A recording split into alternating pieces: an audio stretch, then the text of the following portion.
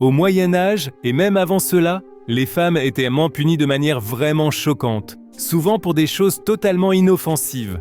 Aujourd'hui, nous allons vous montrer ces anciennes mesures cruelles, et nous commençons tout de suite avec une punition qui littéralement retirait la parole aux femmes. C'était ce qu'on appelait le Scold's Bridle, ou bride des mégères, une forme particulièrement insidieuse de masque d'infamie. Dans l'Angleterre du XVIe siècle, il suffisait parfois qu'une femme parle trop fort ou de façon trop critique pour être déclarée mégère.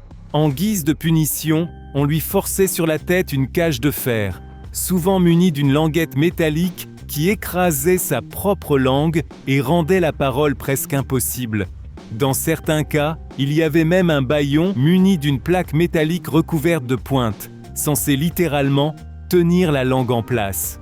Pour aggraver les choses, la femme était ensuite promenée dans les rues devant tout le monde, exposée et publiquement humiliée. Vient ensuite une punition un peu plus moderne, mais non moins cruelle, le soi-disant carnaval de la honte. Mais qu'est-ce que cela signifie exactement ?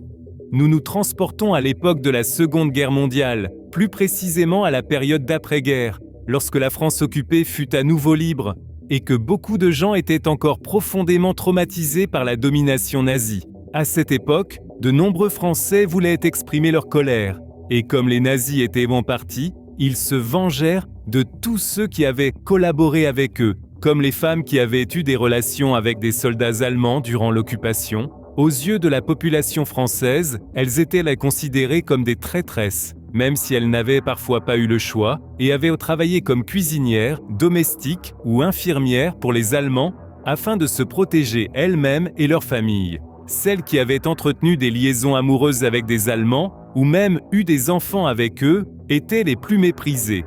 Après la fin de la guerre, ces femmes connurent un destin cruel. On leur rasait publiquement la tête, souvent sous les acclamations enthousiastes d'une foule enragée. Ensuite, elles étaient pourchassées dans les rues, battues, couvertes de crachats et bombardées de saletés ou d'excréments. Certaines femmes du carnaval de la honte avaient même des croix gammées brûlées sur le front. Dans des cas particulièrement brutaux, comme à Paris, des femmes furent tout simplement battues à mort dans la rue. Le carnaval de la honte fut en fin de compte une forme étrange de justice expéditive, alors même que la police et l'ordre existaient déjà à l'époque.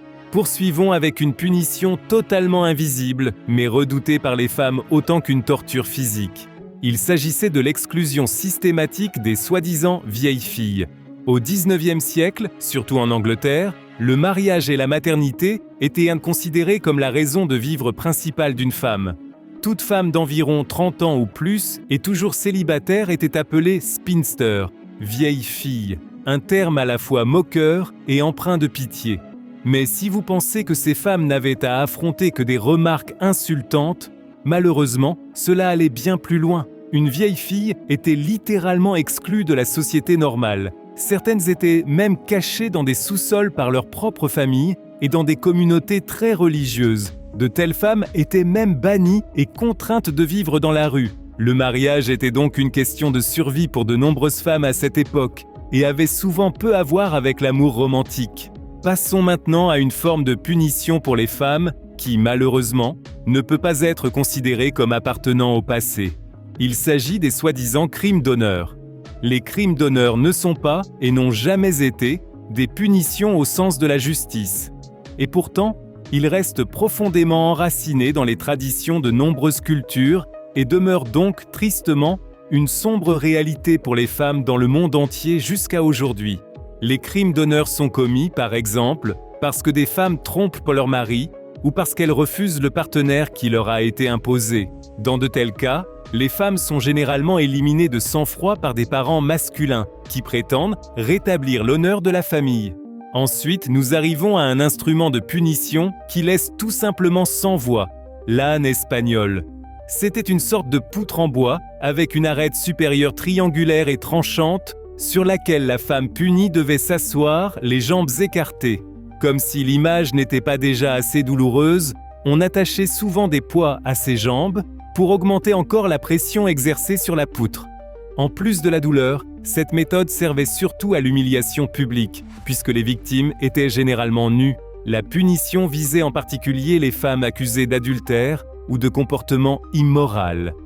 Mais un groupe en particulier était puni de cette façon, les femmes considérées comme sorcières.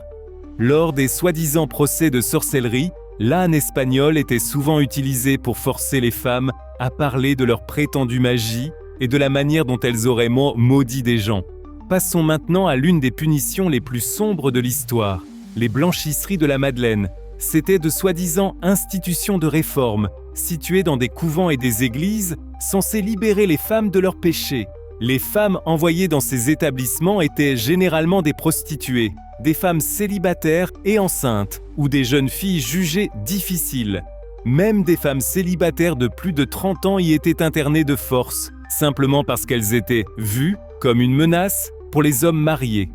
En Irlande, les mères célibataires étaient enfermées, car une grossesse hors mariage, quelles qu'en soient les circonstances, était considérée comme une grande honte. Il n'était donc pas rare que même des filles mineures, enceintes à la suite d'agressions sexuelles, y soient envoyées. Bien que présentés comme des refuges ou des centres de resocialisation, beaucoup de ces établissements étaient des lieux dégradants et brutaux. Les femmes y étaient souvent contraintes à des travaux pénibles et non rémunérés, généralement dans des blanchisseries, d'où le nom parfois donné de blanchisserie de la Madeleine. À leur arrivée, les femmes recevaient un nouveau nom, parfois même juste un numéro, et elles étaient enfermées ou battues. Dans de nombreux endroits, la malnutrition et des conditions sanitaires inhumaines régnaient. Parfois, les femmes et leurs enfants illégitimes étaient utilisés dans des expériences de vaccination, où les enfants étaient enlevés après la naissance et donnés en adoption sans le consentement des mères. Si vous pensez que tout cela s'est passé il y a bien longtemps, vous vous trompez, car si les premières blanchisseries de la Madeleine ont ouvert dès le XVIIIe siècle, la dernière connue en Irlande n'a été fermée qu'en 1996. C'est pourquoi il existe encore aujourd'hui des survivantes qui prennent pour la parole et se battent pour obtenir justice. Ensuite, nous arrivons à une punition qui est probablement l'une des méthodes de torture les plus infâmes de toutes. Nous parlons de la soi-disant poire d'angoisse.